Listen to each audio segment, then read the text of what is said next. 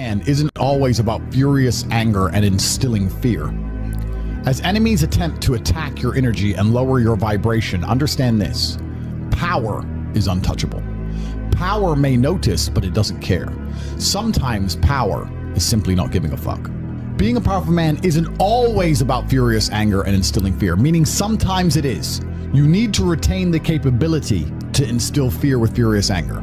A man who cannot do that is not a man. It is one of the cards you need to have in your deck. However, more often than not, when you're in a true position of power, you will play the alternate card, which I'm describing here as simply not caring. How can you not give a fuck about things? Well, I'll tell you how. If you're filthy rich and you have a strong network of people around you who you trust, and you have a good family, and you have beautiful children, you have women who love you, and you have beautiful supercars, you live with your best friends in a compound, you have armed guards, and you're proud of yourself, and you're strong, and you train hard every day, and you're monumentally successful, and all of your dreams come true, and if you want something, you can instantly snap it up. You want a Pagani, you want a Bugatti, you want a $25 million apartment, anything you want, you buy. It's very easy to not give a shit about the opinions of people who don't have one fraction of your success. And what these people are trying to do is drag me, I'm using me as an example, but we can also use it for you. When you have true power, they're trying to drag you down. They're not trying to elevate themselves.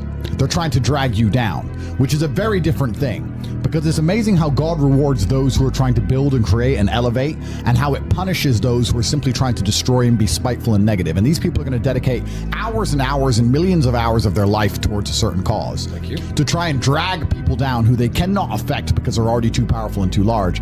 And they're wasting their own human experience, and they're not progressing or advancing themselves in any way. They will stay brokies, and we will stay rich forever. So the lesson here is that you need to get to a position where ignoring people is a move in which you're guaranteed success. You can ignore people completely and they are benefiting you, and that comes from a position of power. And I think a lot of you at home right now, you may not be in our position, but if you're already working hard, you're already going to the gym, you're already training, you make sure that you're getting as much muscles as possible, as much money as possible, you're dedicated, you don't sleep in, you don't waste your time, you don't smoke weed, you don't play video games, you're focused on trying to become fantastic as a person, you can just ignore that girl.